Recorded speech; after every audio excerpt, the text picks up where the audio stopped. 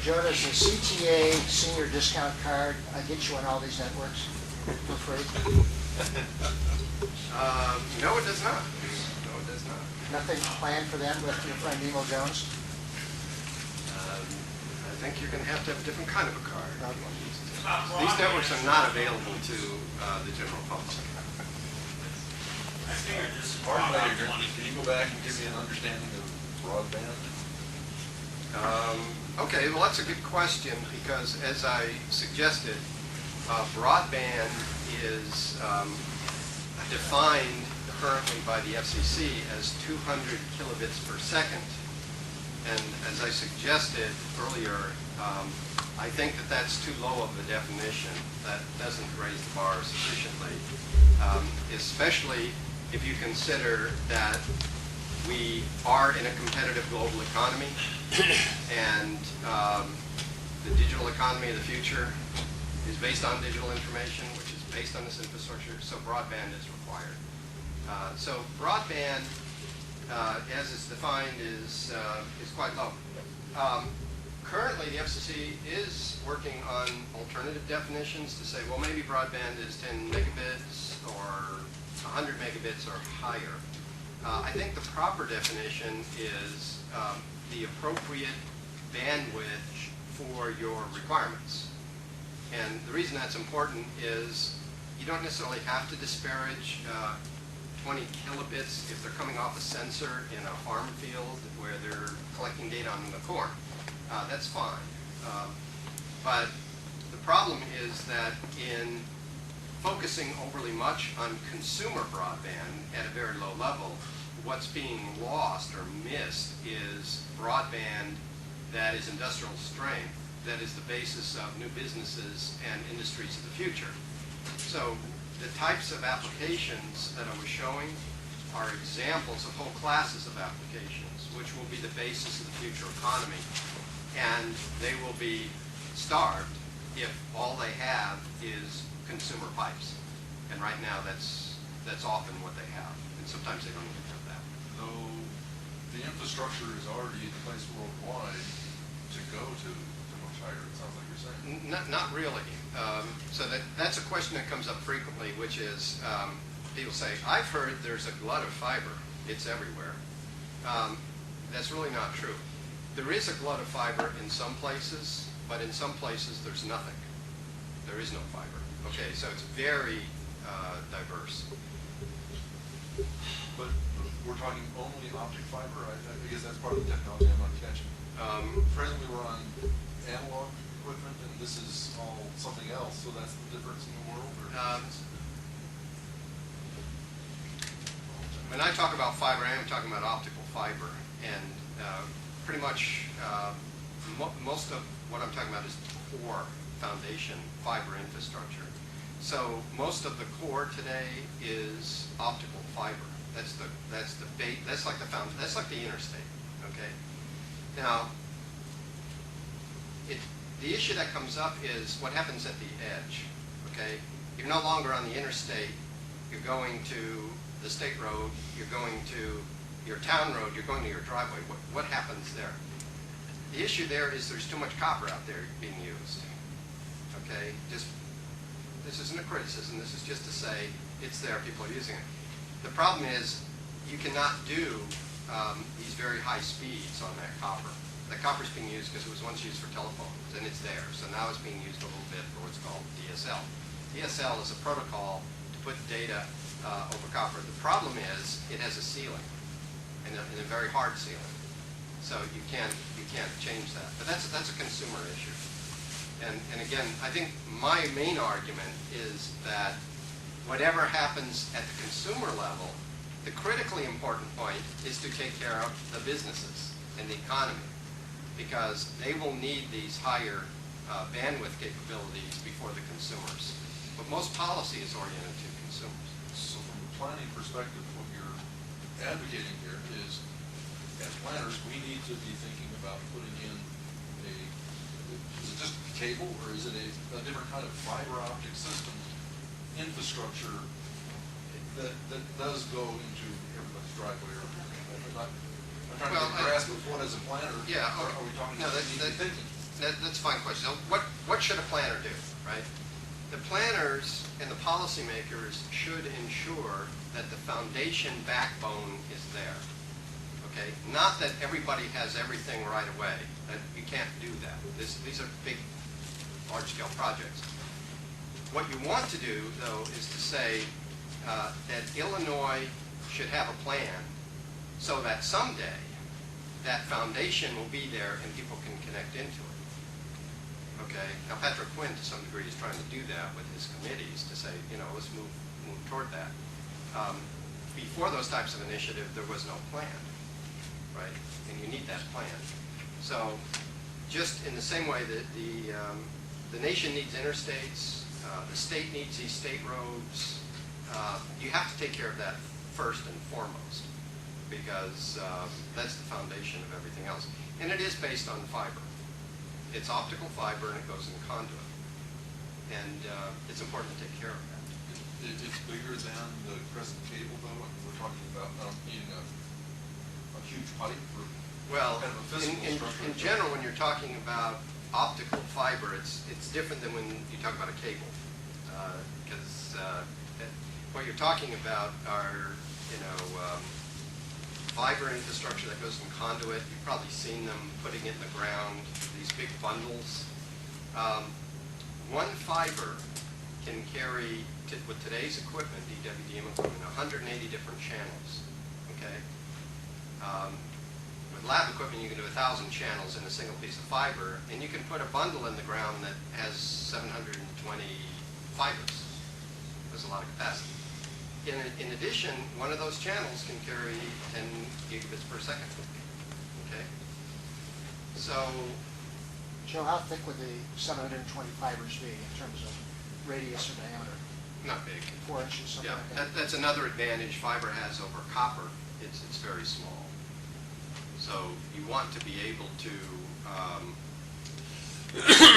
have policies that will allow for people to put this in the ground easily and also to get conduit in there. Now, in some places, it may be that you can't put fiber in the ground for whatever reason at that time. You don't have the cash, let's say, but you can maybe put conduit there. One example that comes up quite a bit is if the city is digging up a street, wouldn't it be a good idea to put conduit in that hole, right?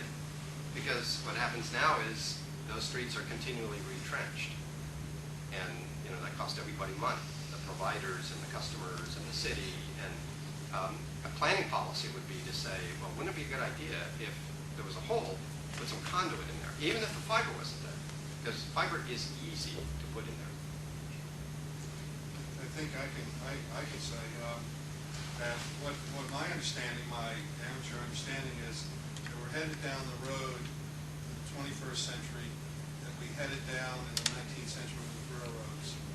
And so we've got a bunch of disjointed, disconnected, under capacity, not state-of-the-art networks, and none of them are mapped, and nobody knows where anything is except what they own.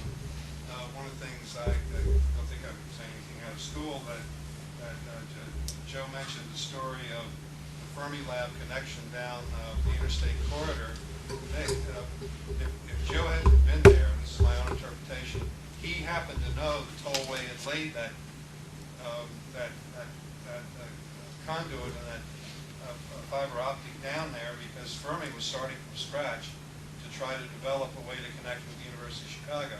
So if one person hadn't known it was there, they could have spent millions paralleling it because it was right then, it was dark. And none of this stuff has been, it's been proprietary by individual providers, and so we don't even have a map to know where everything is. So all of these incredible national, international systems that are coming into and through Chicago. You don't know any Planners of don't know it's there. How many planners? Right. Eric, good question. Yep. When does research move to government use, move to commercialization? Well, How far? I'm glad you mentioned that sequence because people aren't generally aware of that sequence. These things start in the research labs, they then go to government agencies, they then go to big companies, then they go to small companies, consumers are at the end of the feeding chain. And again, policies are too much oriented to the consumer, the end of the feeding chain. And it's not to say they shouldn't pay attention to that, but they do it to the complete exclusion of what they should be paying attention to, which is, the core and the large-scale projects, because this is what's going to anchor Chicago's future businesses, and therefore it has to be in there. Just one more thing, getting back to your comment about the fiber maps not being there. For competitive reasons and for security, they're not presented, and that is not public knowledge, and it shouldn't be public knowledge. Yeah. Joe, how much a couple questions. How much does the service for 1 gigabit of speed in Japan cost the consumer? In dollars.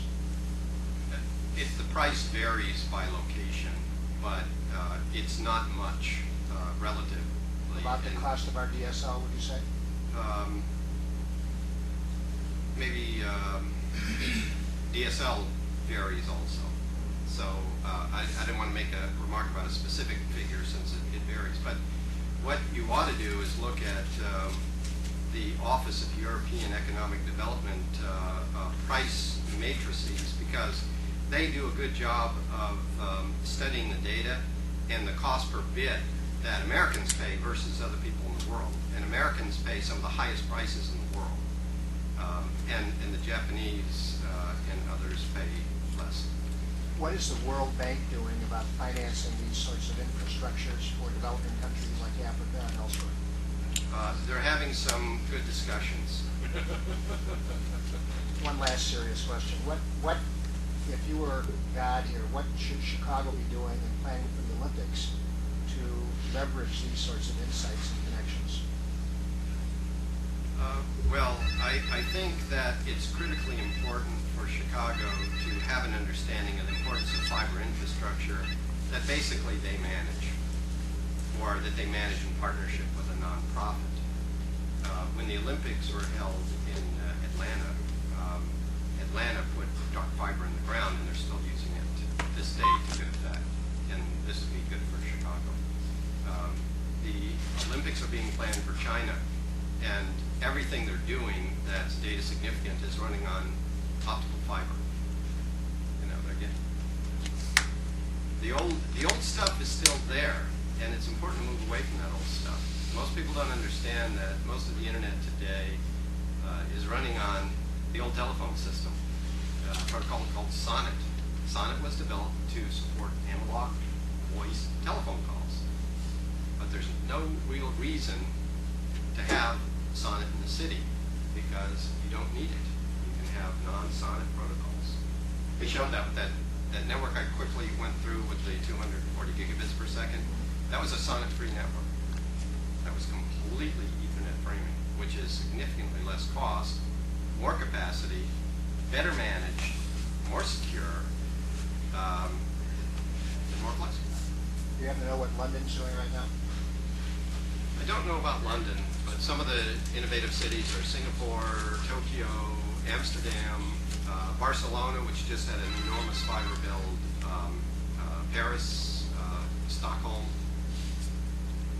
Yes? Joe, the internet gets congested too. How about this? Does it get congested? Question is, does this thing get congested like the interstate? And the answer is it depends what the it is.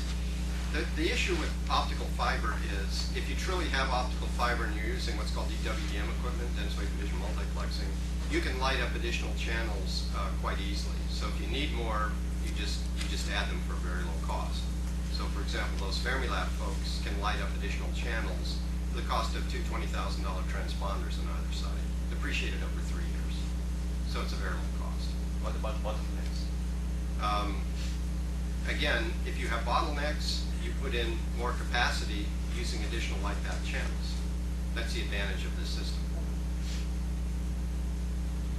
Yes? I'm still thinking about sort of why we don't know where these conduits are or where the placement is. Are much of the lines in public rights of way, or are they on private land? Because it seems like if it's on the public side, then there should be a way for GIS to discern it. I'm not, I just Well, I understand. okay. Question is, aren't these fiber paths on the public right-of-way, and therefore shouldn't where they are be known? So the answer is yes, they're almost all on the public right-of-way, but they are not known, again, for competitive reasons and for security. You But- really but don't if it's want a the public at easement, large. Somehow, if it's located in the public easement, then someone on the government side needs to, we have a stewardship responsibility to know what's going on in the public right of way. So if you're asking, should there be some kind of a government agency that confidentially at least knows where this stuff is, so the government knows, yeah, that's a plausible But there function. currently isn't? No. So, Well, I mean, a lot of the right-of-ways, though, are not strictly public. A lot of it's going down rail lines, which are private. so they, okay. True? So it's a blend of public and. Yeah, there's some private. private, like, there is private fiber down the rail lines, there's private fiber owned by IDOT, there's private fiber owned by many, many people in many places, so. But let me ask you what your thoughts are, what the standard right now is in the need for security for these systems versus the need for security for power grid. Are they analogous? Is one more vulnerable than the other? I mean, we know, we have it's a bunch of different power companies, but the power grid is connected, works, a couple blackouts, but more or less is well functioning as an interconnected set of networks, and those are known from a management, planning standpoint. And is there any difference between where we should be going with this and what's in place with our power grid? To make these types of infrastructure, that is, I'm talking about the optical fiber infrastructure, more resilient and as invulnerable as possible to disruption, what you want to do is do what's called meshing. Okay, meshing is, imagine a fishnet where you interconnect at many points the fiber optics, and you can mathematically show that is more secure than having anything like a ring. So most things are done by rings today. It's a production ring and a failover ring, but meshes are much more secure. And the nice thing about fiber is you can do substantial meshing to make it very secure, so you don't have a single point of failure. You're going to have failures just in multiple spots. So we know that some of the telecommunications laws contribute to some of the lag in fiber deployment and usage. It's the other place that you referred to, I think, is substantial public investment in fiber deployment. So the question is, how can something like that work here? What would be the level of investment we have to make to make it?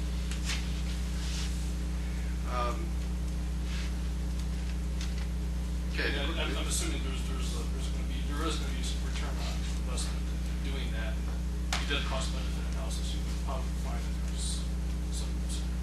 Well, you might find, for example, that an Illinois agency has already spent a considerable amount of money putting fiber in the ground, and 98% is not being used because it's just being used for meters, and perhaps the rest of it could be used for something else. That's an interesting What policy agency is that? decision. What agency does Yeah. that? Well, I'm not sure I should mention the individual agency. There are You guys all know what those agencies are. Oh, parking? Parking? That's not one that I would have thought of. No, what agency? Joe, when you ran down the list of the different networks that exist around the world, of course, many of those networks are designed to allow specialized research to go on between some of the best and brightest collaborators in near real time, wherever they are on any point on that network around the globe. Tony asked the question is there any work going on where some of the questions being asked by these participants in these collaborative environments can trickle down to have some impact on things like municipal government, municipal planning, other than big science questions, are there some other benefits where we can begin to understand what the applications look like of the availability of broadband and how they can be applied to solve problems that exist? Yes, the answer is yes, and you see that happening to some degree already with this nascent project that was referred to earlier, the Illinois Rural Healthcare Project. So that's a great project put together by a consortium here in Illinois, going after